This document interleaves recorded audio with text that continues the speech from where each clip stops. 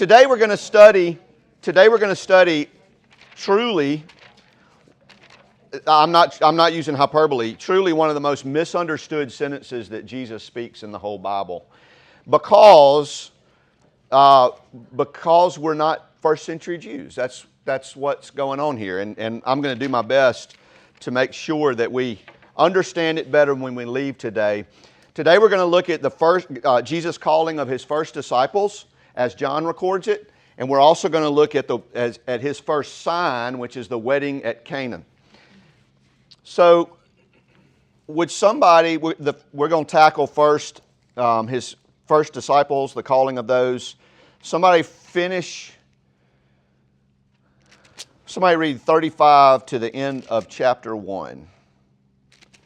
Verse 35 to the end of chapter 1, please.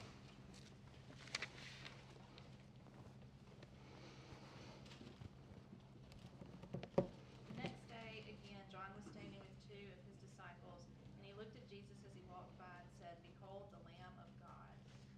The two disciples heard him say this, and they followed Jesus. Jesus turned and saw them following and said to them, "What are you seeking?" And they said to him, "Rabbi," which means teacher, "where are you staying?" He said to them, "Come and you will see." So they came and saw where he was staying, and they stayed with him that day, for it was about the 10th hour. One of the two who heard John speak and followed Jesus was Andrew, Simon Peter's brother. He first found his own brother Simon and said to him, "We have found the Messiah," which means Christ. He brought him to Jesus. Jesus looked at him and said, "You are Simon, the son of John. You shall be called Cephas," which means Peter. The next day Jesus decided to go to Galilee. He found Philip and said to him, "Follow me."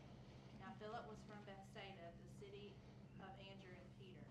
Philip found Nathanael and said to him, "We have found him of whom Moses in the law and also the prophets wrote, Jesus of Nazareth, the son of Joseph." Nathanael said to him, "Can anything good come out of Nazareth?" Philip said to him, "Come and see." Jesus saw Nathanael coming toward him and said of him, "Behold, an Israelite indeed, in whom there is no deceit."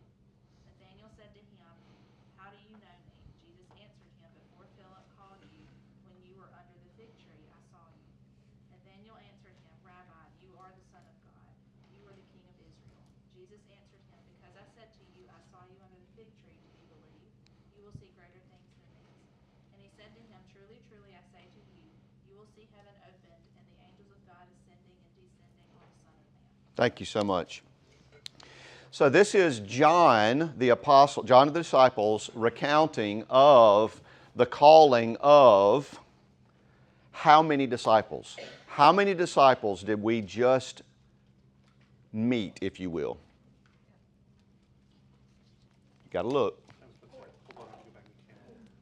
Count them. Do it. Not 4.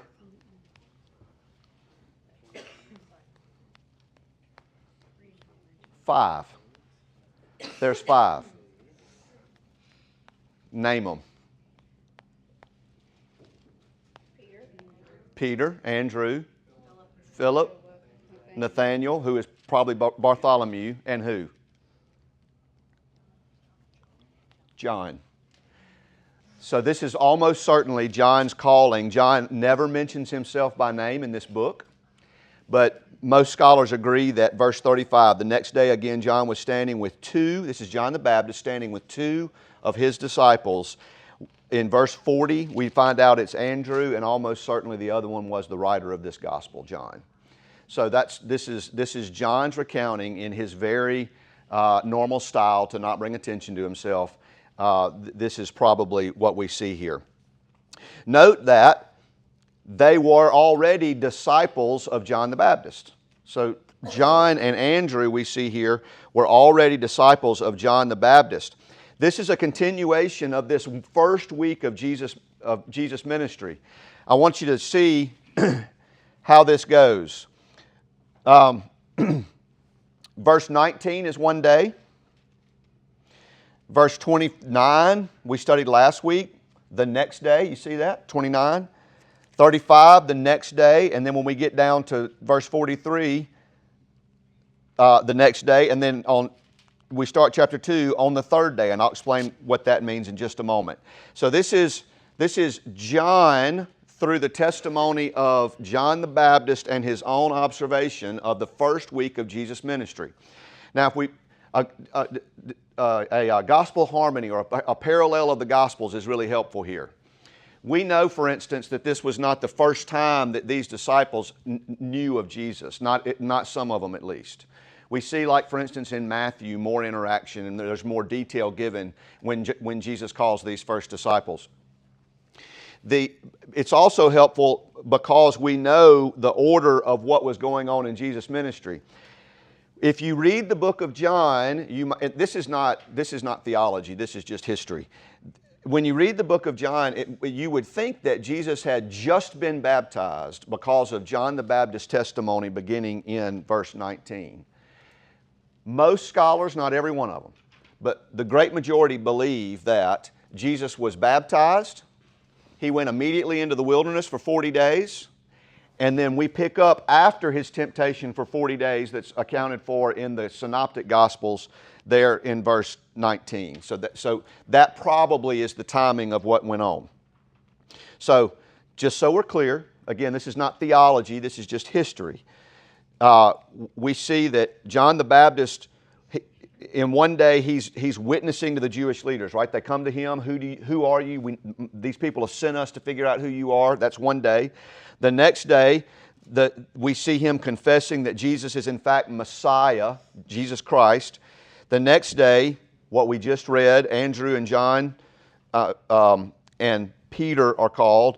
The next day, which we just read, Philip and Nathanael, who is almost certainly Bartholomew, and then we'll get to the wedding at Cana. Let's look at two things. Let's look at some theology here. Look in verse, please,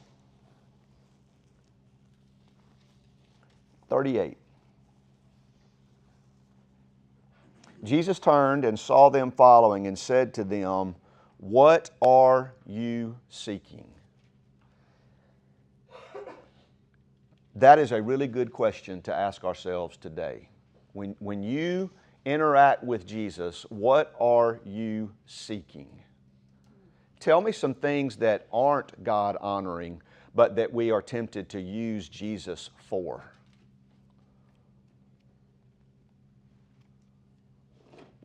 Said another way, what are non-God glorifying reasons we want to see Jesus, be around Jesus, associate with Jesus?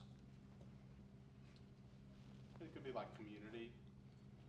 Which is not bad in and of itself. But seeking it and not Christ. The greatest pleasure I get from being a Christian is earthly friendship. Yeah. People I get to hang out with. Not to say they're not meaningful. Others? Self-righteousness. What do you mean? Wanting to act in a way that people think I'm good. I wrote that one down.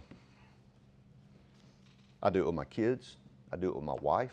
I do it with my friends. I do it with y'all. I do it with my enemies. I do it with people I work with. Look at me. Look at me. I know a lot about Jesus. I can talk about Jesus. I'm comfortable. Look at me. It's a sin. It's gross. Others? To get something, like my will, to pray according to my will. Yeah. My wife and I were talking about this very thing this morning, that sometimes we try to call on Jesus the most when we're afraid that we're not going to get what we want. That's not a bad time to call on Jesus, right? But to your point, what am I seeking? I'm seeking my will. Jesus, can you do my will? I need you to do my will. To pinpoint on what Paige said, I was thinking too, like when you're seeking, like it's like like a gain for you, like if you're in trouble times or something's not going, where like whatever's going on, you're like, oh, I'm going to him because he'll honor if I'm going to him. A positive outcome and not a negative, Which is certainly not always true. Exactly. All right, just one more. I'm not looking for anything in particular. Just anything else? Just out of duty or just because you're... Checking the box. Yeah. Which is not like this. That is not why. God is not. Nope. I never like it when my wife. She's never done this. But if my wife came to me and said, "Tim, I'm going to sit down and visit with you because I got to, because I need to, because this is what I'm supposed to do," like that is not affection. That's not. She's never done that. But right, like it. And I think it's really close to self-right. I think it's really close. I think these two things are really close together. I did my quiet time this morning because. Right, and so it's like, it was my duty, but way to go, Tim. Yeah. What is his response? So Jesus says, what are you seeking? What is said there at the end of 38? Where are you staying? His answer is, this is good commentary from, this is not my idea, but I think Stephen Guzik points out, he just wanted to be with him. Can I be with you? That's good medicine for us this morning. Why do we seek Jesus? What's the reason to seek Jesus? To be with Him. Because He's good. Because it benefits us. Let's keep on going. Notice that Andrew goes and gets Simon Peter. And this you've heard said many times. It's true. This is Andrew's M.O. I'm going to get you and show you, I want to show Jesus to you. This is a really good model of what to do. The next day, verse 40, the next day Jesus decided to go to Galilee, and He found Philip and said to him, "Follow me." Philip was from Bethsaida, the city of Andrew and Peter. So you see, that's Andrew and Peter and Philip almost certainly knew each other. Philip found Nathanael and said to him, "We have found the one of whom Moses in the law and also the prophets wrote, Jesus of Nazareth." Nathanael said to him, "Can anything good come out of Nazareth?" What do you think? Why would he say that? What did you say? I don't know, but it's funny. It is, right? It's very human, right? I mean, like you can almost see like what could, like I can see me saying something like that. What good can come out of Nazareth? Why did he say that? This region, right? More than that, it is a small town. Like smaller than it's bigger than Summerall. What good can come out of Summerall? Did somebody say it out loud? What good can come? Thanks. There's about 2,000 people probably. But it was not a city. It was a town. And Galilee, the region of Galilee where this was not highly. Secular history tells us that this was not a highly esteemed part of the country, right? So. At great risk of being stereotypical, think Appalachia. Think. What good can come out of Baxterville? Can I read something to you, please? This is 1 Corinthians. So this is not exactly. I want to be clear that I'm not saying that this is not what Paul had in mind when he wrote this. But listen to this. God chose what is foolish in the world to shame the wise. God chose what is weak in the world to shame the strong. God chose what is low and despised in the world, even things that are not, to bring to nothing things that are. I've told you this story before. I'm sitting in a pickup truck one night with Scott Pfaff, guy that used to work at our church who still goes here. And I said, wouldn't it be awesome if God saved Brett Favre? To which Scott Pfaff, not jokingly, said, that is not the way God works. God uses what is low and what is mild and meek and humble. The prophets in the Old Testament, he would be called a Nazarene, they said of Jesus. What good can come of Nazareth? That is a human, that is what we do sometimes. Sometimes I have the heart, when I said that about Brett Favre, that's the heart of Nathaniel. And Jesus was born extraordinarily poor and humble and lowly. And this is this is the Savior of all of us. Let's don't have Nathaniel's heart. Let's don't imagine that God does things the world's way. Here, Paul, Old Testament, Ruth, David, lowly means, Joseph, here's a guy who was sold into slavery and God uses him. Like this is God's goodness to and still today, the least of these are who we are to look. I mean, The Bible is filled with this God's attitude, His eye toward the lowly. Any comments on that?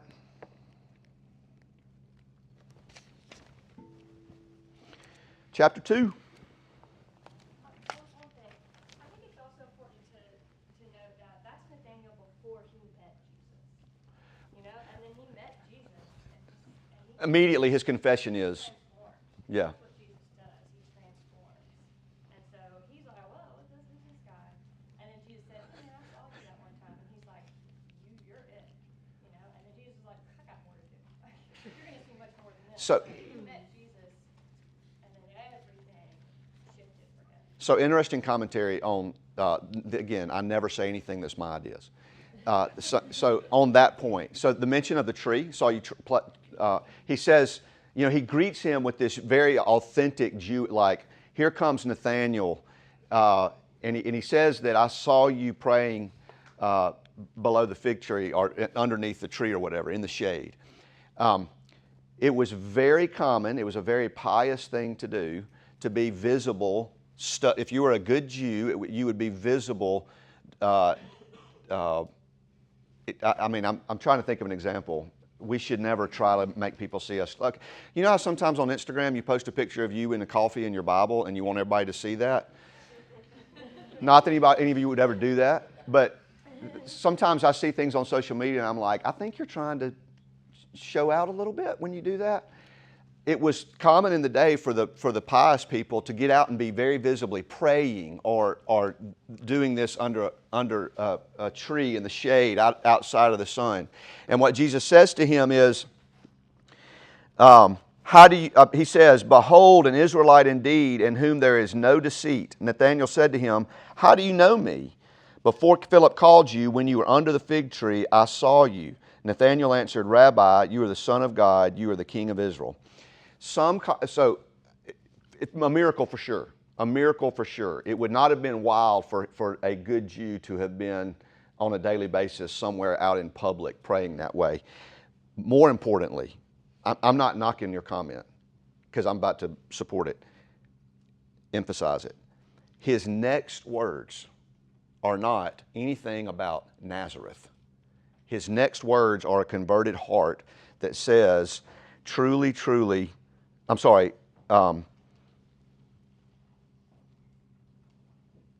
Rabbi, you are the Son of God, you are the King of Israel, right? That's how quickly his heart changed. And even that title, Son of God, like he's saying, that's pretty big. King of Israel. He takes so much misunderstanding already about what this guy was going to do, but he was convinced for sure that he was the Messiah. All right, did that prompt any more comments? Wedding at Cana. Somebody read this, please. So read through verse 11. You can read verse 12. Somebody who's never, ever, ever, ever read out loud, read this in this class. If you've never read out loud in this class. Just to be clear. Just to be clear. Come on, go. On the third day, there was a wedding at Cana in Galilee. You've never read out loud in No, I here? haven't. But I will do it now. Go ahead. And the mother of Jesus was there. Jesus also was invited to the wedding with his disciples. When the wine ran out, the mother of Jesus said to him, they have no wine. And Jesus said to her, woman, what does this have to do with me? My hour has not yet come. His mother said to the servants, do whatever he tells you. Now there were 6 stone water jars there for the Jewish rites of purification, each holding 20 or 30 gallons. Jesus said to the servants, fill the jars with water. And they filled them up to the brim. And he said to them, now draw some out and take it to the master of the feast. So they took it. When the master of the feast tasted the water now become wine, and did not know where it came from, though the servants who had drawn the water knew, the master of the feast called the bridegroom and said to him, everyone serves the good wine first, and when people have drunk freely, then the poor wine. But you have kept the good wine until now. This, the first of the signs Jesus did at Cana in Galilee, and manifested his glory, and his disciples believed in him. After this, he went down to Capernaum with his mother and his brothers and his disciples, and they stayed there for a few days. Great. Thank you for doing that. He should read again. That guy, yeah. Audio book quality. Right. I hope you feel encouraged. All right. Just let's get our bearings here. On the third day means 3 days after verse 43. So the next day, and then on the third day means 3 days after that. So it's that is it important? Not particularly, but just so we know where we are in time. I go to a wedding. Somebody tell me about Jewish weddings. What do you know about Jewish weddings? Big deal. How so? I agree, 100%. How long did they last? A week. Oh, sometimes as long as a week. Like this, yeah. Can you imagine, right? So this was very much, so there was a betrothal period where they were legally married, right? Think back to Mary and Joseph. They were betrothed to be married. They had not yet had sex. They had not consummated the marriage, but he was going to have to divorce her to end the betrothal. So a betrothal is more than an engagement, is what I'm saying. It's a legal you were in contractual agreement to marry this person. At the end of the betrothal, there would be a long and it was extravagant very often. Whether good or bad, it was to show off, to say, listen, I love my daughter, I love my son, this is we're going to give these great gifts to them, and you're going to be invited. If you were invited, it was expected that you come. I'm glad that weddings aren't like that today, that you don't have to go to every wedding that you get in. I would gladly have come to any of yours. I came to some of yours. But it was a big event in those families, and whatever happened at that wedding was kind of their reputation, if you will, moving forward. So this whole concept of running out of wine would have been humiliating. So that's just a little context as to what we're doing. Like if you read this and you don't know some of that stuff, it's like, is it like them running out of, shrimp cocktail? No, this is a bigger deal than that. It carried more weight. Now let's look at all the players in this day. There's Jesus, of course, his mom, Mary. His disciples are there. Notice they were invited, please. There are servants that I think might be my little one of the most meaningful points to me. I'm not saying it's the most important. I want to talk about the servants. There's the master of the feast. The master of the feast, by the way, would have been like the guy who was, he was to make sure everything went well. Right? He would have been the point of the spear when it came to tending to any problems, making sure that things were organized. He could have been an employee of the family. He could have been a member of the family. We don't know that. And then, of course, the bridegroom who had a lot riding on the success of this wedding. Now, I want you to see 4 conversations, and this is exactly how it's outlined, like when we read through this. First, Jesus talks to Mary. There's a conversation between Mary and Jesus. And then there's a conversation between Mary and the servants that's very brief. And then there's a conversation with Jesus to the servants, and the instructions of what to do. And then we end with the master of the feast saying something to the bridegroom. So it's really simple. This is not complicated. All right. I want to make sure I said everything I wanted to about all right. Jesus shows up at this wedding. Who in the room knew that he was God?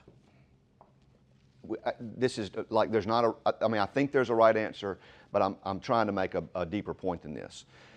Mary, why, how? That old virgin birth thing, but also an angel, right? So somebody, keep going, I'm sorry. How did Mary know? The angel? Yeah, she's part of his origin story.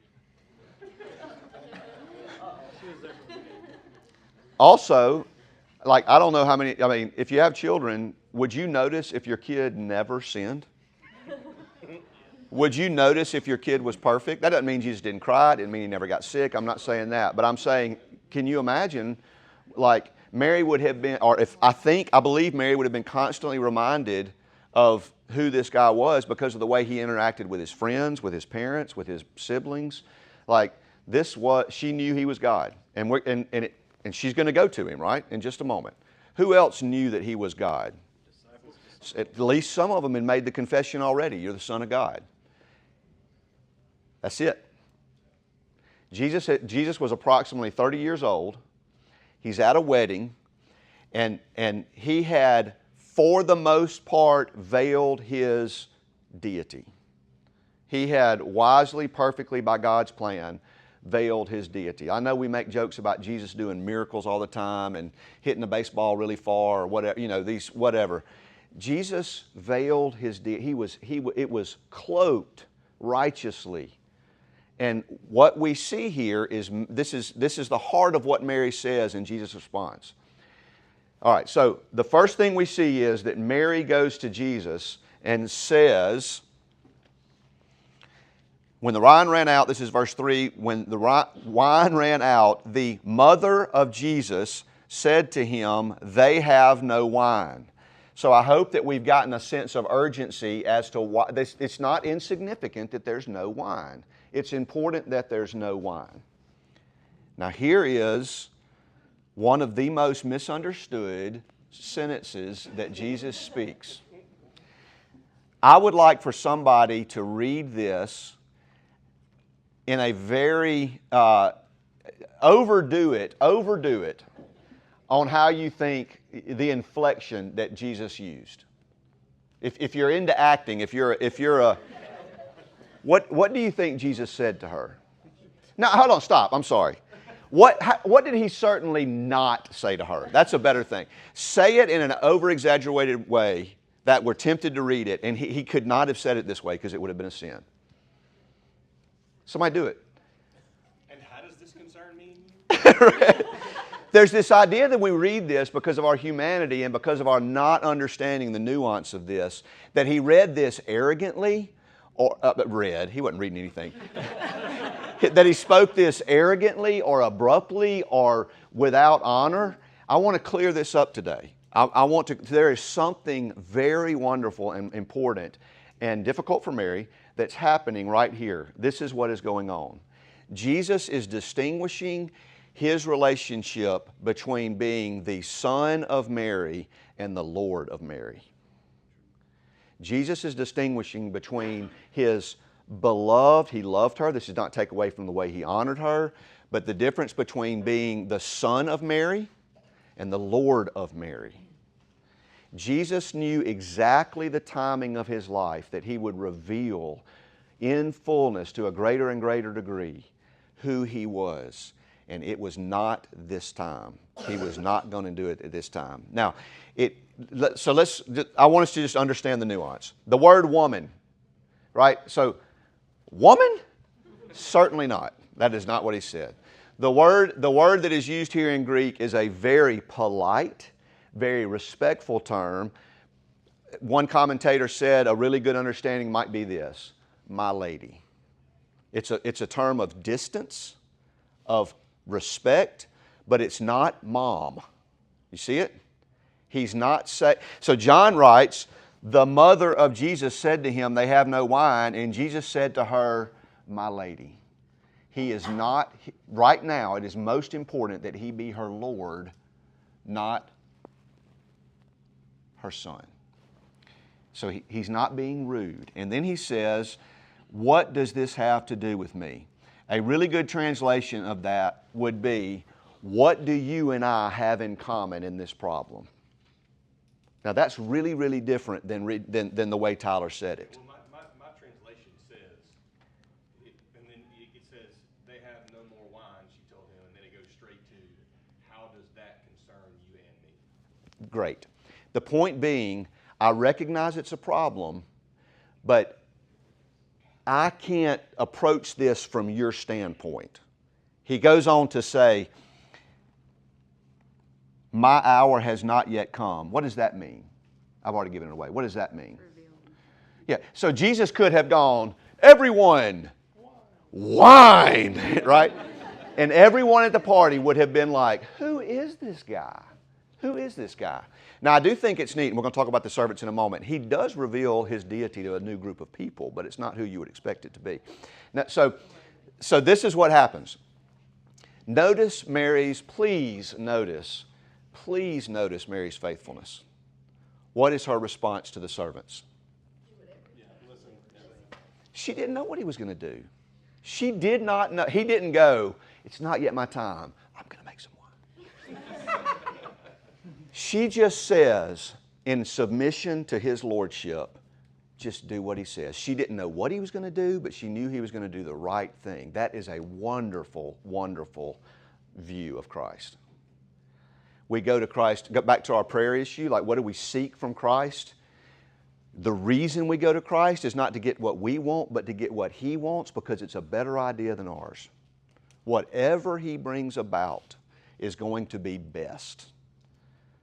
Y'all, that's faithfulness. That's what it looks like to live on this earth of troubles and running out of wine and kids that are misbehaving and marriages that are difficult. We yield to Jesus and his lordship because that's best. Whatever he brings about when we're faithful to him and repentant toward our own sin, this is best. Mary was faithful. Jesus mildly rebukes her. He just says, all right, here's a boundary. I need to be the Lord. I'm the Lord, Mary. And she responds faithfully. Just do whatever he says. So what does Jesus say to do? What does Jesus say to do? Who does he talk to next? The servants.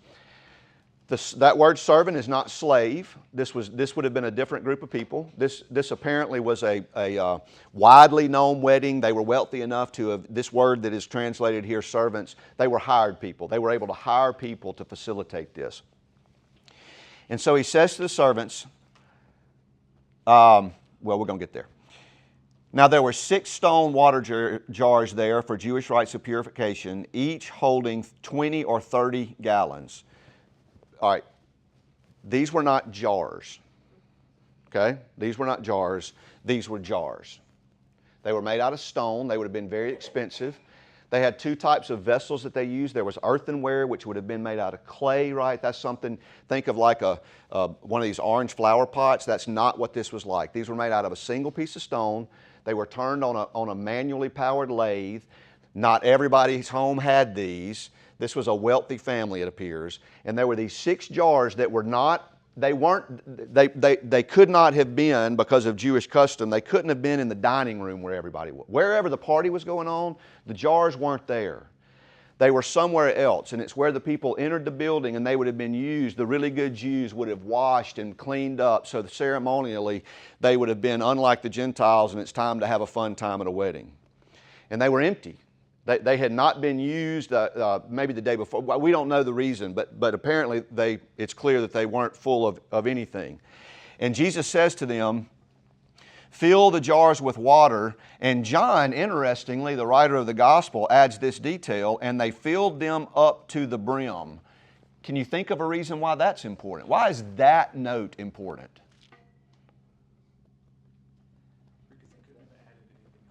Yeah.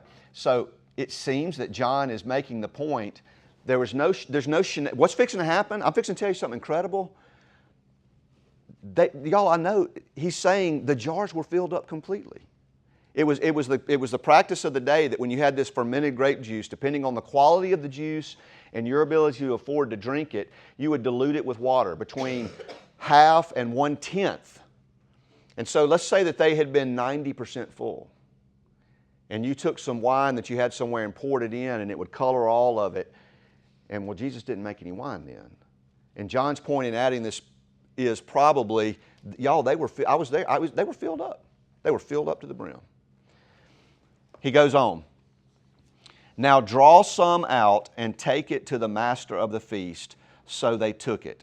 When the master of the feast, think about who that is.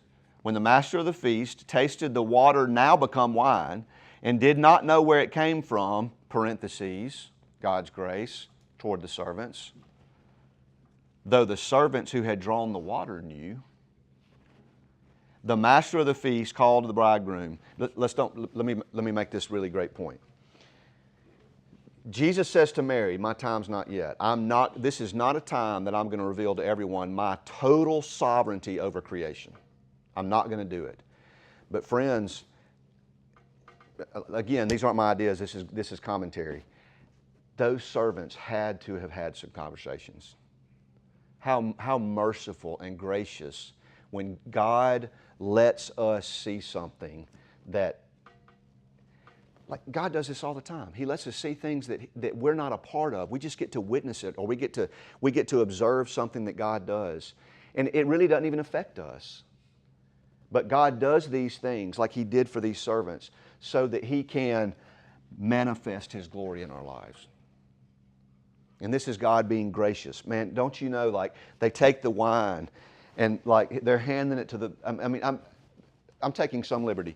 They hand it to the master of the feast, and then they go back, and they had to say to each other, what just happened? Did y'all see that? The master of the feast doesn't know. John makes that clear. But the servants, now in addition to Mary, now in addition to the disciples, are like, who is this man? And that's really a wonderful picture of God's graciousness toward, again, the least of those at the party. They were the servants. When the master of the feast, verse 9, tasted the water now become wine and did not know where it came from, praise God, though the servants who had drawn the water knew, the master of the feast called the bridegroom and said to him, okay, so this is just, he's making a statement about this is how it normally goes. Everyone serves the good wine first, and when the people have drunk freely, then the poor wine, but you have kept the good wine until now. Put that in 2025 terms. What was he trying to communicate? The master of the feast, most of the time, people, what was he saying? Yeah, they give their worst up front to fill everybody up, and then, or no, they give their best up front. Right. To get everybody drunk. Right. Right. So this is unusual to the master of the MC, if you will. The master of ceremonies, the master of the feast says something like this. Okay, now, it would be normal for you to bring out the good stuff, and then when people have drunk a lot, maybe you can get by with some lesser stuff, but you've saved the best till last. Okay? This is, verse 11, this is the first of His signs Jesus did at Cana in Galilee and manifested His glory, and His disciples believed in Him. The question, this is why I love reading good commentary, all right? So I want to be clear, you don't need a commentary to read the Bible and understand it. I do, maybe on some of the historicity and maybe on some of the nuance of what we're talking about. I think it's helpful, but the Bible is not something that's untouchable. I don't want to create the idea that you have to take an academic endeavor to sit down and worship the Lord through the Word every morning. That's not what I'm saying. But I think this is important. If I don't have any good commentary here, I just kind of skip over the everyone serves the good wine first statement. I think this is D.A. Carson I think this is, if it's not D.A., I apologize.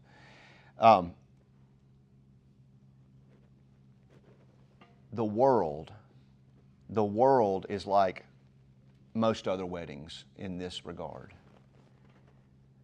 They say, here's the good stuff. Here's the sin. Here's the pleasure.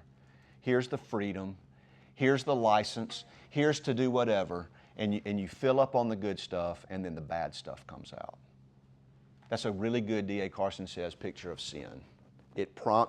Come get the good stuff. Have an affair. Get drunk. Lie to your parents. You name the sin. And in our unwise human hearts, we're like, this is good. I'm going to do this. It makes sense. And then the bad stuff comes. Friends, God's kingdom is the opposite. God's kingdom is, here's some difficulty. Here's a cross to bear. The good stuff is coming. That's not to say that everything's bad in being a Christian, but it is to say that the abundant life that Jesus promises here on the earth leads to something that's extraordinarily better. When we run out of wine, trust Jesus. something good is coming. I'm not trying to sound prosperity. I'm just saying that this is a good picture of God's kingdom. We trust God, we do what He says, and He blesses in ways that we could not have imagined. Any comments on that before we finish at verse 11?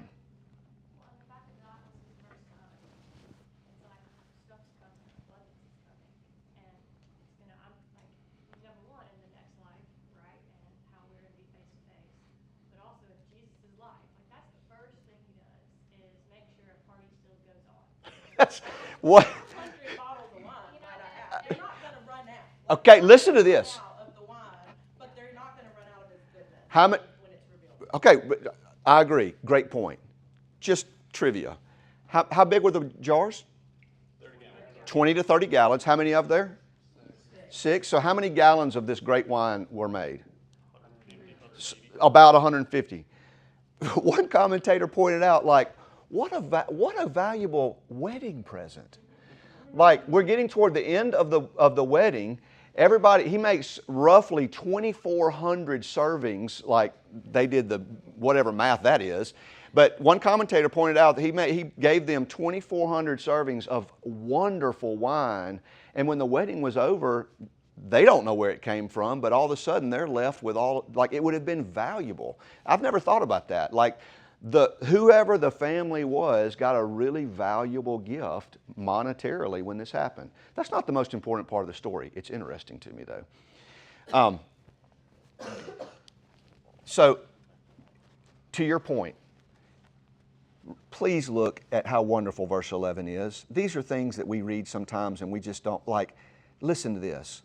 This is the first of His signs, meaning there are more to come, Jesus did at Cana in Galilee, and manifested His glory. And here's the like, to me, this is so meaningful.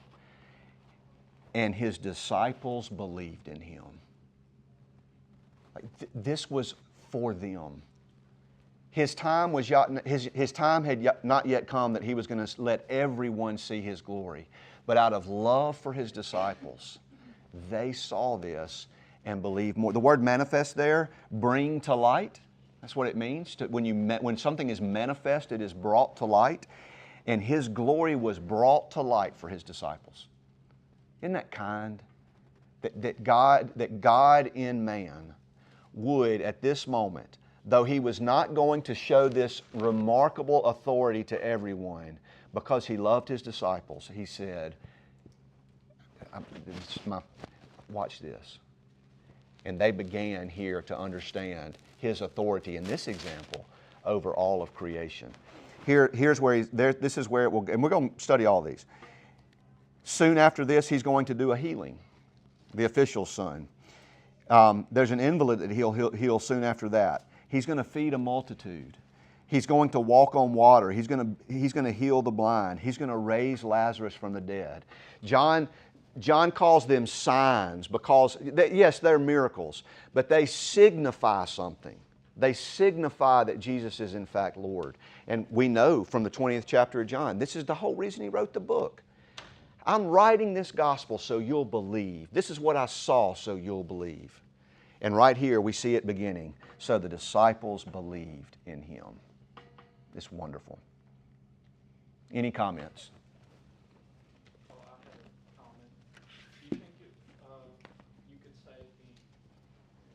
Significant in this sign, the correlation between the wine that He has provided and the symbol of blood in association with the wine. So like a running out of the old, and then He has provided the better, the higher sacrifice. I don't know the answer to that question. I can tell you that there are two other. When you read commentary, there are two other. Y'all, I don't read that much. I've said commentary so many times. Like, I don't sit around and just read commentaries. There are two, similar to that, there are two things I did read. One is that the emptiness of those stone jars was to point to the emptiness of Judaism. Okay, so that's one that some commentators agree on. The other is that, and I don't buy this because the commentators don't, that the 3 days later thing has something to do with like Jesus, the resurrection. But no, the answer to your question is, I don't know that you're wrong. I've not read anything like that. But now you're going to make me think about it. Because even there, like, this is his first miracle, and then this isn't a miracle, but then they're in the upper room, chapter 16, 19. This is my blood. He's there with his disciples. He has the wine, and he says, "This is the New Testament given in my blood." It's interesting to think about those. It is. Did y'all know that he's a pastor? He's showing out. He's just bringing attention to himself with all of his knowledge right there. It's really thought-provoking. Anything else? Let's pray. Lord, our prayer should be, let your glory be manifest in us. Let my life bring to light your lordship. And Father, just like for everyone in this room who is a Christian, just like in mercy, you revealed yourself to those servants to some degree and to a fuller degree to the disciples, Father, for all of us who are Christians, you have done the same. You have made it so that we could see your glory. Father, let it be, please, that our lives as little Christs, as little Christians, your ambassadors, that we endeavor every day with all of those who we spend time with and interact with and disagree with and have authority over and we are subject to, Father, that we would make it our endeavor to manifest, to bring to light your goodness and your glory. Amen.